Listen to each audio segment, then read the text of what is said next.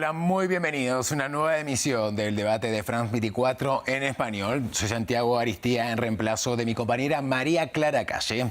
Hoy hablaremos de un nuevo episodio en las relaciones de dos adversarios acérrimos.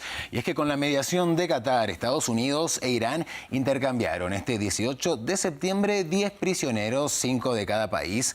Un acuerdo que genera polémica, entre otros motivos, porque incluye el descongelamiento por parte de la administración del presidente de Estados Unidos, Joe Biden, de 6.000 millones de dólares provenientes del petróleo iraní y que estaban retenidos en Corea del Sur desde 2018. Esta medida genera múltiples interrogantes sobre el futuro de los vínculos entre estos dos países. Para comenzar, veamos el siguiente informe. Abrazos y lágrimas, una vez que el avión tocó suelo estadounidense. Asombroso, es increíble, increíble de verdad. Y estamos tan agradecidos de estar juntos después de 8 años. Así recibieron los familiares a los 5 estadounidenses liberados por Irán el lunes, en un intercambio de prisioneros entre ambas naciones, un pacto que incluyó también que el presidente estadounidense Joe Biden desbloqueara casi 6.000 millones de dólares en activos iraníes congelados en Corea del Sur desde 2019, como parte de las sanciones impuestas por la administración Trump. 2 de los 5 prisioneros iraníes también se encuentran ya en Teherán. La diplomacia suplicante frente a Estados Unidos nunca ha funcionado y este método digno, el canje de prisioneros, nos ha enorgullecido a la nación iraní. Por su parte, el presidente Ibrahim Raisi reiteró que el acuerdo fue puramente humanitario. El intercambio de prisioneros entre Irán y Estados Unidos fue una medida puramente humanitaria. Creemos que algunas personas fueron arrestadas que no merecían ser arrestadas y hubo personas en Irán con demandas en su contra. Pasaron por etapas de los procedimientos legales. Algunos de ellos recibieron varias condenas en los tribunales iraníes, pero cuando surgió el tema del intercambio de prisioneros, anunciamos que estábamos dispuestos a hacerlo como un trabajo completamente humanitario. El acuerdo es también una victoria diplomática para Qatar, que actuó como mediador entre ambos países rivales, quien recibió la transferencia monetaria del dinero iraní que el régimen de la República Islámica solo podrá utilizar con fines humanitarios. Y para el análisis y el debate de este tema, que como decíamos genera polémica y también varios interrogantes, nos acompañan Luciano Sácara. Él es profesor en el Centro de Estudios del Golfo en Qatar University, se encuentra en Doha, mientras que desde Buenos Aires está con nosotros Fabián Harari, doctor en Historia. Y a ustedes les decimos que pueden seguirnos en nuestras redes sociales, nos encuentran como @France24_es. Leemos por supuesto todos sus comentarios bajo el hashtag #eldebateF24. Y recuerden que pueden repetir nuestros debates en nuestro canal de YouTube o escucharlos también en podcast, Apple Podcast, en Spotify, en Deezer y en TuneIn. Y ahora sí, vuelvo a saludar a nuestros invitados para comenzar con el debate y el análisis de este tema. Comenzamos con Luciano Sácara, como decíamos, él es profesor en el Centro de Estudios del Golfo en Qatar University, se encuentra en Doha. Bueno, quisiera comenzar con una pregunta, Luciano. Podría quizás sonar un poco ingenua, pero bueno, es uno de los primeros interrogantes que surge con este intercambio, ¿no?, de prisioneros. ¿Estamos quizás ante una rebaja de las tensiones entre Estados Unidos e Irán o un encaminamiento hasta esta rebaja? Buenas tardes. Podría decirse, sí, todavía no sabemos muy bien hacia dónde va a evolucionar esto o cómo va a ser tomado tanto en Estados Unidos como en Irán este intercambio. Lo cierto es que desde el punto de vista iraní ha habido una serie de acontecimientos que han mostrado el interés iraní en rebajar la tensión a nivel internacional, no solo con Estados Unidos, sino también con los vecinos regionales. Hace muy poco se ha firmado un acuerdo bastante importante con Arabia Saudí y se han retomado las conversaciones con Egipto, Bahrein y también se han renovado relaciones con Emiratos. O sea que hay una política por parte de Raisi que, si bien no ha hecho no ha establecido una estrategia política nueva, se ha beneficiado digamos, lo que han sembrado los presidentes anteriores y ha conseguido algunos réditos políticos, como este caso con Estados Unidos, que puede llevar, ante la parálisis del acuerdo nuclear del JCPOA, a otro tipo de conversaciones tendientes a rebajar la tensión y, ¿por qué no?, avanzar en algún tipo de acuerdo nuclear 2.0. Fabián, desde Buenos Aires, Fabián Harari, ¿cree usted que se está abriendo la puerta para otros tipos de negociaciones? Es difícil saberlo. Acá hay una cuestión importante, hay una cuestión coyuntural y me parece que hay una cuestión que viene de un poco más de mediano plazo, ¿no? Lo coyuntural es que había dos presos en las cárceles de Irán que estaban con dificultades. Primero era Siamak Namasi, perdón. Namasi había iniciado una huelga de hambre. Si fallecía en las cárceles iraníes era un problema para Biden. Que recordemos que Biden asumió diciendo que iba a liberar a todos los presos norteamericanos que estuvieran en cárceles extranjeras. Y el otro caso es el de Morad Tabás, otro preso en las cárceles iraníes de 67 años que tenía cáncer de próstata. Entonces, se trata de dos prisioneros cuya salud estaba en veremos y si a alguno de ellos dos le llevaba a pasar algo en las cárceles iraníes, era un problema para Biden. Entonces, hay una cuestión coyuntural de por qué en este momento se hace ese tipo de intercambio. Después hay otras cuestiones que tienen que ver con la geopolítica, ¿no? A mí me parece que Estados Unidos tiene muy condicionada su relación con Irán, en primer lugar por China y en segundo lugar por la Unión Europea. Las relaciones con Irán van más allá de Irán digamos, la cuestión nuclear. Recordemos que Irán apoya a Rusia en la guerra con Ucrania, le vende drones, es decir, lo apoya armamentísticamente. Recordemos que Irán apoya en Siria a Bashar al-Assad contra la posición norteamericana. Y por último, también recordemos que Irán está, digamos, contrario a Arabia Saudita, que es apoyada por Estados Unidos, en la guerra civil en el Yemen.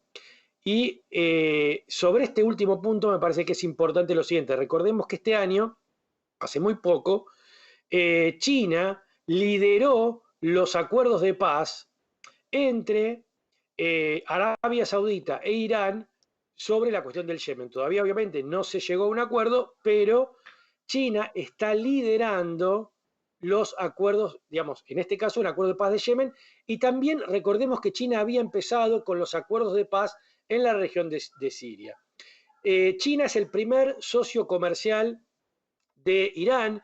Irán exporta 12.000 millones de dólares a China e importa la misma cantidad de China. Recordemos que este año, en febrero de 2023, Ebrahim Raisi estuvo en Beijing y Xi Jinping se comprometió a hacer una visita, la primera después de 2016, es decir, la primera visita a Raisi, porque el anterior mandatario era Rouhani, a hacer una visita a Teherán y que se han firmado acuerdos muy importantes por los cuales China se compromete a invertir 400.000 millones de dólares en más de 100 proyectos de industria e infraestructura en Irán.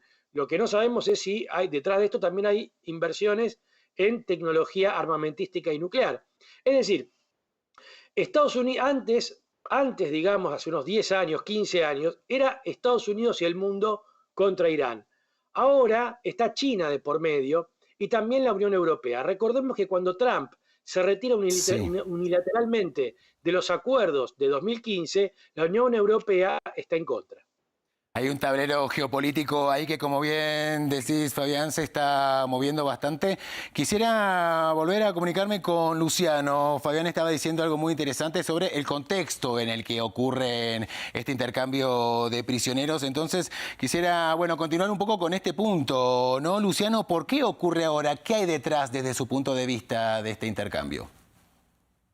Bueno, como dije antes, esto también se marca dentro de un contexto en el cual Raisi está tomando ciertas iniciativas diplomáticas tendientes a resolver temas pendientes y ampliar un poco el espectro de conversaciones con países terceros. No es casualidad que todo esto se esté dando en un momento en el que Irán ha sido incorporado al BRICS o ha sido invitado a formar parte del BRICS a partir del 1 de enero del 24.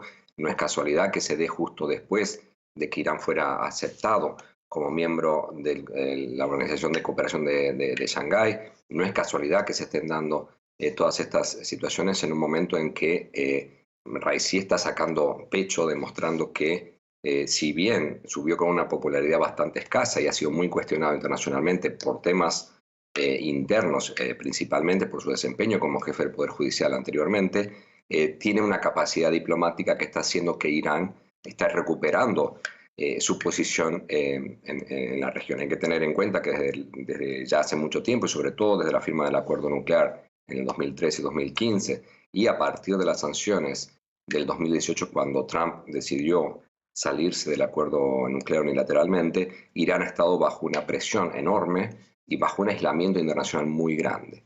La política de Look to the East, de mirar hacia el este, que ya vienen implementando desde hace ya bastante tiempo, de un par de décadas atrás, ha hecho que Irán mirara a China como un posible intermediario, interlocutor o incluso reemplazo de determinados aspectos, principalmente inversión, como comentó Fabián anteriormente.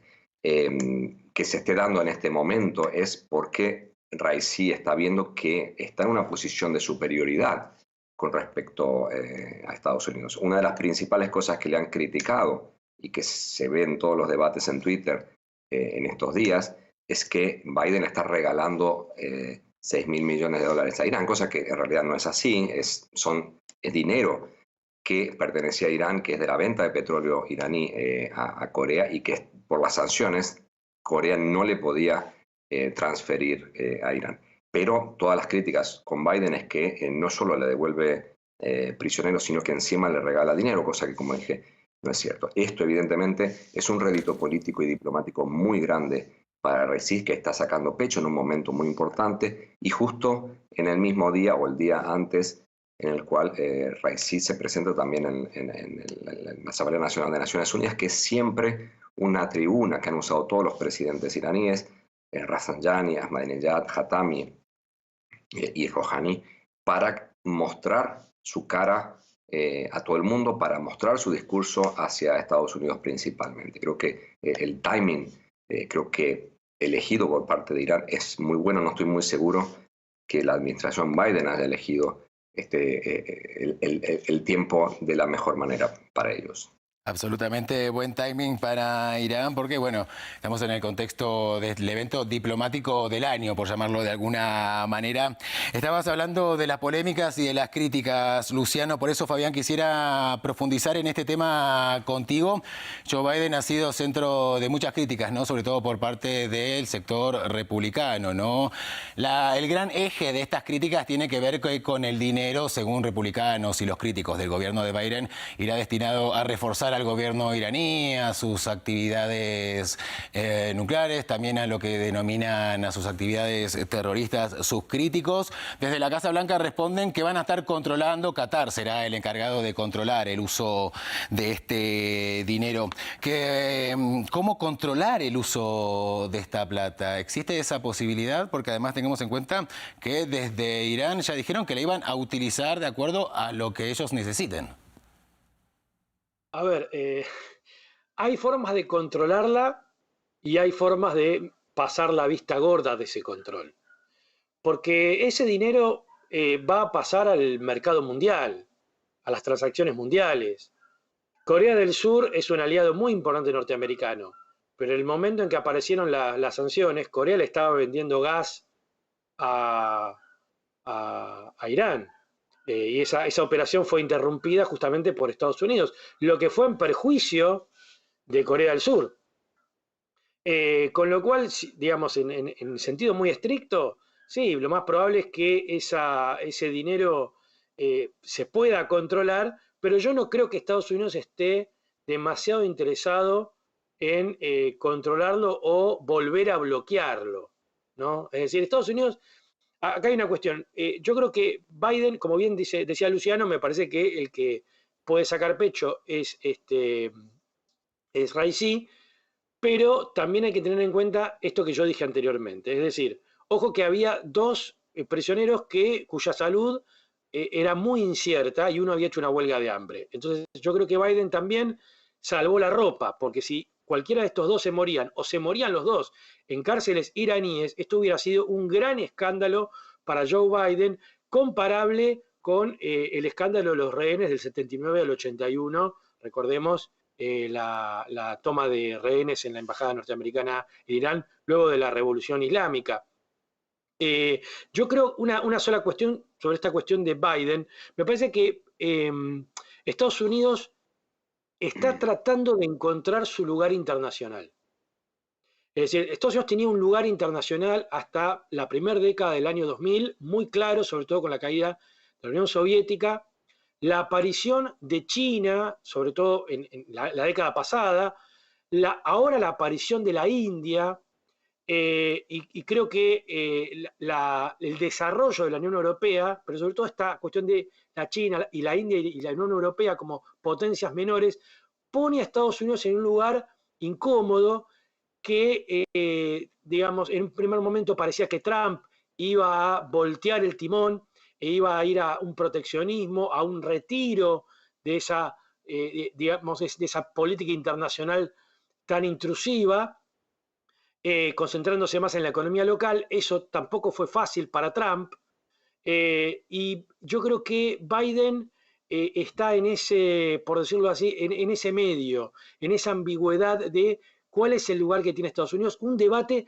que hacia adentro de Estados Unidos, en un sentido de los partidos están analizándolo dentro de los partidos. No es que uno podría decir que el Partido Demócrata tiene una posición y el Partido Republicano otra. Esto converge a los dos partidos y converge a los equipos de inteligencia, a los equipos militares y a los think tanks. Está planteando un tema muy interesante, Fabián, que quisiera trasladarlo a Luciano. Por eso viajamos ahora nuevamente de Buenos Aires a Doha. ¿Coincide usted con esta postura, con este planteamiento tan interesante que realiza Fabián acerca de que Estados Unidos está, digamos, reconfigurando, reviendo de alguna manera su rol en la escena internacional, en el escenario geopolítico? Bueno, esa es la pregunta del millón y es de los que discutimos prácticamente todos los días aquí en Doha, en cualquier reunión académica que se precie, acerca de si Estados Unidos se está retirando forzosa o voluntariamente y si ese lugar lo está ocupando China u otras potencias. Yo sigo manteniendo que mientras haya un Estado que tenga una hegemonía militar y sobre todo que los países de la región se sientan defendidos por ese Estado en frente a otra amenaza, Estados Unidos va a seguir siendo preponderante en la región. Que la defensa Trump se las hizo pagar es otro tema. Pero pensar en que India o China pueden entrar en la región de Medio Oriente o en otras regiones del mundo para imponer su ley internacional o para defender a países o regiones de ataques externos, por ahora es muy, muy, muy lejano. Creo que ninguno de nosotros lo va a llegar a ver. Y sobre todo teniendo en cuenta quiénes son las amenazas, las hipótesis de amenaza en la región. Si los países del Consejo de Cooperación del Golfo ahora tienen buena relación con Irán, no implica que Irán deje de ser una amenaza para algunos de los países de la región o que sea percibido como una amenaza para los países de la región. Por lo tanto, ¿quién va a defender a Arabia Saudí en caso de una eventual confrontación que esperemos que nunca se dé? No va a ser China, porque China e India tienen intereses contradictorios, digamos, tienen intereses en los dos países y de hecho China siempre se ha jactado de tener buenas relaciones comerciales con todos sin meterse en los temas políticos internos de ningún país y sin meterse en los problemas políticos entre los países con los que tiene relaciones. Por lo tanto, es muy difícil de pensar de que Estados Unidos, si bien coincido en que está revisando y está tratando de reacomodarse dentro de este nuevo esquema en el cual la competencia económica de China, de Rusia, de los BRICS en general, de este BRICS ampliado, va a ser muy complicada. Pero va a seguir Estados Unidos teniendo esa predominancia militar y sobre todo legal, si lo ponemos de un punto de vista de quién ha establecido las reglas del juego internacional después de la Segunda Guerra Mundial y quién sigue manteniendo principalmente esas reglas de juego internacional. Estábamos hablando de este posicionamiento de Estados Unidos en la escena internacional, un posicionamiento reconfigurado de alguna manera. Hablemos ahora un poco más, adelantábamos un poco previamente, pero del posicionamiento político internacional de Irán, ¿no? Porque si bien, sobre todo a lo largo de este último año, y recordemos que acaba de ocurrir el primer aniversario de la joven kurdo iraní Mahsa Amini, ha sido objetivo de muchísimas críticas, sobre todo enfocadas en los derechos humanos en el país, críticas desde gran parte de la comunidad internacional. No obstante, en todo este año que pasó, como usted bien lo repasaba, Luciano, bueno, se aprobó su ingreso al BRICS, también a la Organización de Cooperación de Shanghái. Ahora estamos ante este intercambio de prisioneros con Estados Unidos. Digamos que si bien ha recibido todas estas críticas por parte de la comunidad internacional y los problemas económicos también que hay al interior del país, en el ámbito internacional, Irán está prosperando de alguna manera, posicionándose también de otra forma. Le pregunto a Fabián. Bueno, a ver, hay algo que a mí me parece que Irán enfrenta, me parece, dos dificultades. La primera es la cuestión más económica. Es evidente que, digamos, la industrialización de Irán se planteaba como una potencia industrial, o mejor dicho, más que una potencia, digamos, como un desarrollo industrial de mediano desarrollo. Esto viene de largo plazo, esto arranca en los años 50, 60, incluso empieza con Mossadegh. Digamos, Irán tiene una clase dominante muy ligada al desarrollo, ¿no? Algo diferente, que lo diferencia por ahí de otras experiencias de Oriente e incluso africanas, ¿no? Es decir, y el desarrollo de Irán, como digo, en relación a otras regiones, ha sido siempre importante. Sin embargo, también es cierto que en las últimas décadas eso ha mermado. Irán ha sufrido, como otros países con industrias, fenómenos de la desocupación, de la subocupación y, bueno, la aparición de asistencia social. Sí es importante entender que las sanciones que han prevalecido sobre Irán han sido un obstáculo a ese desarrollo.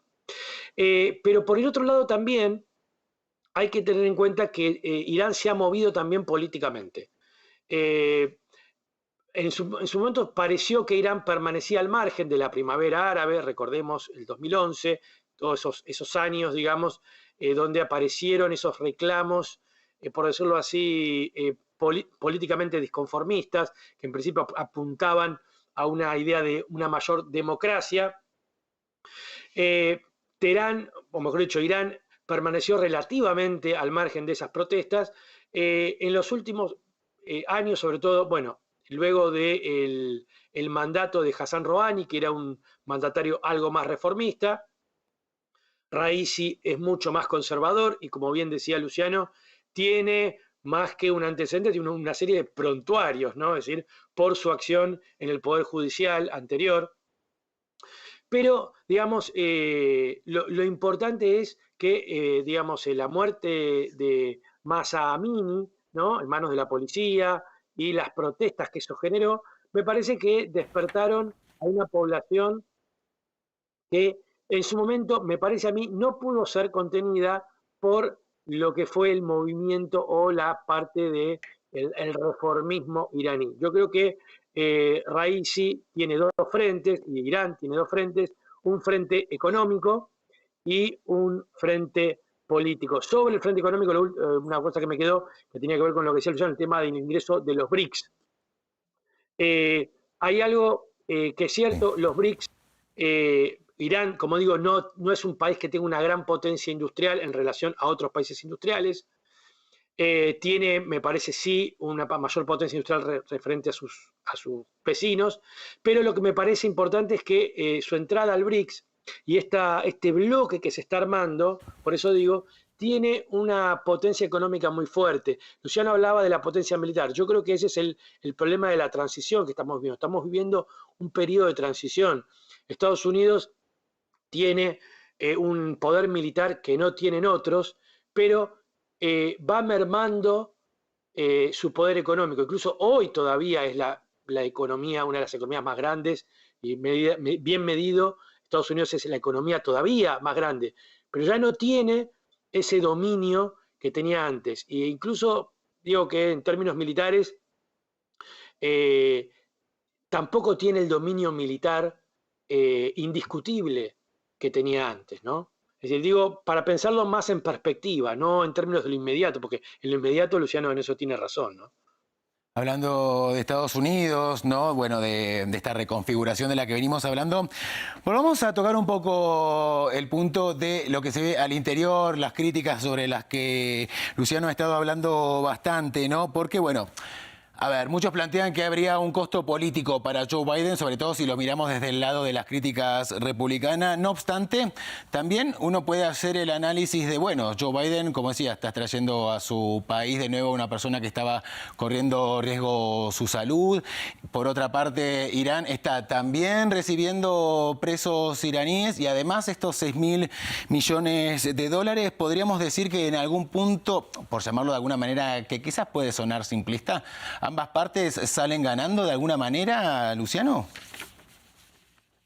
Bueno, si uno lee la prensa iraní, evidentemente lo que han ganado son los iraníes.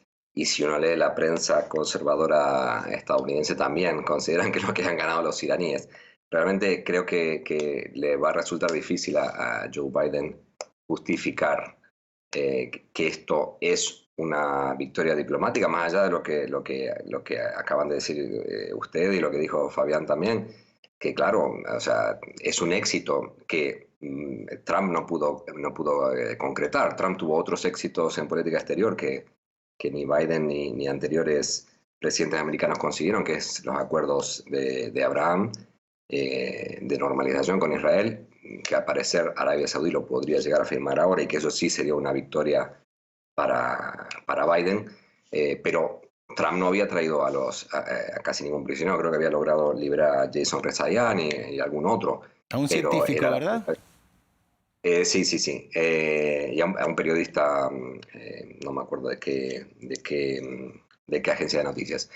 Pero este intercambio de prisioneros con gente que llevaba mucho tiempo ya detenida, era algo que Trump no lo había podido concretar y Biden sí lo concretó. ¿De qué manera lo puede capitalizar? Todavía estamos un poco lejos de las elecciones, y es verdad, como dijo Fabián, que a Carter le costó la reelección, la crisis de los rehenes norteamericanos, pero no creo que esto le vaya a costar o le vaya a significar digamos, una victoria tan grande que le vaya a facilitar el camino a la reelección a Biden. Lo que sí tiene que hacer Biden, y creo que si esto sirve, como dijimos anteriormente, para una reactivación de un acuerdo nuclear que está totalmente paralizado, y está paralizado porque ni Estados Unidos tiene mucho interés, ni Irán tampoco tiene mucho interés, teniendo en cuenta que ha conseguido muchas otras cosas a pesar de que no existe ese acuerdo nuclear y a pesar de que no ha habido ningún avance.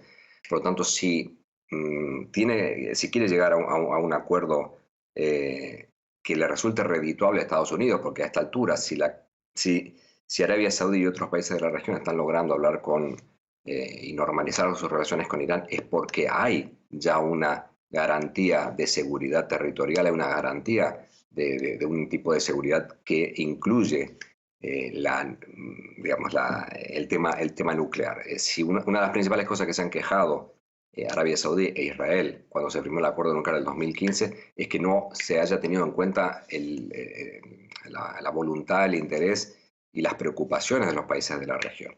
En este caso, lo que está haciendo la diplomacia iraní ya desde la época de Rouhani es darle a entender a los países del Consejo de Cooperación y del Golfo y otros países de la región que Irán no quiere ser una amenaza, que si hay un programa nuclear es pacífico y que si eventualmente, me imagino que esto se dirá secretamente y no públicamente, si eventualmente se llega al nivel de producción necesario para un aparato de uso militar, no es para usarlo en contra de los países de la región, sino para defenderse de ataques principalmente de Estados Unidos. Si Irán logra transmitir ese mensaje, que al parecer lo está haciendo, dice, bueno, si el problema es Estados Unidos, ya Estados Unidos no es un obstáculo para normalizar las relaciones con la región y ya que los acuerdos que se hagan entre Irán y Estados Unidos van a ser exclusivamente bilaterales.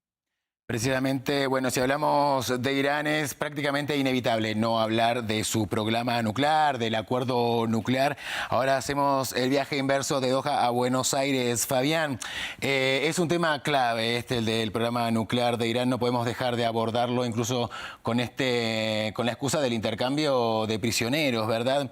Si bien son dos temas que de alguna manera corren por carriles diferentes, ¿verdad? Lo que son los diálogos en torno al acuerdo nuclear son muy conflictivos, ¿no? Hay muchísimas cuestiones ahí en juego. ¿Es quizás este intercambio, por llamarlo de alguna manera, una forma de intentar quizás indirectamente o sutilmente de influir en ese programa nuclear de Irán? A ver, yo lo que digo es, acá hay un problema más general, me parece, que hay que ver. Hay una pregunta que hay que hacerse, ¿no? Es decir, ¿por qué Estados Unidos está preocupado por el programa nuclear de Irán? China tiene programas nucleares, Rusia tiene programas nucleares, es decir, hay países con los cuales Estados Unidos tiene una tensión que tienen programas nucleares. ¿Por qué hay una preocupación por Irán, que es, digamos, histórica ya a esta altura, ¿no? A mí me parece que hay una cuestión de quién tiene el control militar de la zona, ese es un elemento geopolítico, y después hay un elemento, por decirlo así, económico. Digamos, la energía nuclear es principalmente energía. Y por lo tanto, digamos, es una energía muy barata. Bueno, todos sabemos lo que es la energía nuclear para el desarrollo económico. Me parece que hay una cuestión ahí del control económico de Teherán. Hace poco, Raisi dijo que él con las armas nucleares tenía material para construir varias bombas nucleares, si quisiera hacerlo, ¿no? Es decir, bueno, son amenazas, ¿no? Es decir, son cosas que se van diciendo. Si uno miraba los tweets de Trump, que iba a decir que iba a destruir Irán, ¿no? Es decir, bueno, son cosas que se van diciendo. Se sabe muy poco del desarrollo nuclear de Irán, es decir, cuando se sabe muy poco, digamos, Irán no somete su desarrollo nuclear a inspectores internacionales, no hay informes, no se sabe muy bien en qué está el desarrollo nuclear de Irán ni para qué lo está usando. Pero lo que sí queda claro es que me parece a mí que el problema de los acuerdos nucleares con Irán tienen que tener en cuenta estas dos cuestiones. Primero, el control geopolítico. ¿En qué medida Irán se va a someter al control geopolítico de lo que pretende Estados Unidos? Porque las potencias que tienen energía nuclear en la región en general están sometidas a Estados Unidos, o por lo menos están de acuerdo con la estrategia norteamericana. Entonces, ahí hay un problema. Obviamente, y ahí viene la cuestión China. Es decir, China va a aceptar que Teherán someta su energía nuclear a la estrategia norteamericana, o a China le conviene que Irán mantenga una independencia muy fuerte de la política norteamericana. Y después está la cuestión otra vez económica. Es decir, ese programa nuclear, esa energía nuclear, ¿a qué economías va a abastecer? ¿Va a abaratar la energía en la región? Sí. ¿La va a encarecer? Es decir, aparecen esos problemas, me parece, que están detrás de los acuerdos nucleares. Bueno, vamos llegando al final de esta emisión del debate de France 24. Nos quedan alrededor de 2 minutos, un poco menos. Por eso quisiera ahora comenzar con las conclusiones. Luciano Zácara, desde Doha. Bueno, conclusiones, ¿no?, sobre las implicancias de este intercambio en términos de las relaciones entre Estados Unidos e Irán y qué se viene, quizás. Bueno, yo creo que en todo caso es una buena noticia siempre que haya habido este tipo de intercambio desde el punto de vista humanitario y desde el punto de vista también del futuro de las conversaciones entre Estados Unidos e Irán, que es el siguiente paso creo que se debe dar. Quería, si me permites, clarificar una cosa que dijo Fabián, que creo que no es correcta. Irán sí está bajo supervisión de la Agencia Internacional de Energía Nuclear desde hace muchísimos años, desde que empezó su programa nuclear en el año 68. Y si bien se ha ido retirando gradualmente a partir de que Trump se retirara del acuerdo nuclear, sigue habiendo inspectores, a veces con más inconvenientes que otros, Sí. sigue habiendo observaciones, sigue habiendo informes periódicos de la agencia sobre qué se está haciendo en la prueba nuclear, que sí está bajo supervisión. Fabián, se nos vuela el tiempo, nos quedan menos de un minuto. Sus conclusiones. No, básicamente, digamos, todo es muy dudoso, ¿no? Es decir, ¿en qué usan las potencias la energía nuclear? Probablemente es muy dudoso. Pero ese no es el punto. Otra vez, el punto es, me parece a mí, digamos, los acuerdos que pueda tener Estados Unidos nucleares con Irán están subordinados al problema geopolítico y a la relación que tenga Estados Unidos y China sobre la región. Recordemos que hay una guerra en Ucrania, una guerra en Siria y una guerra en Yemen. Claro.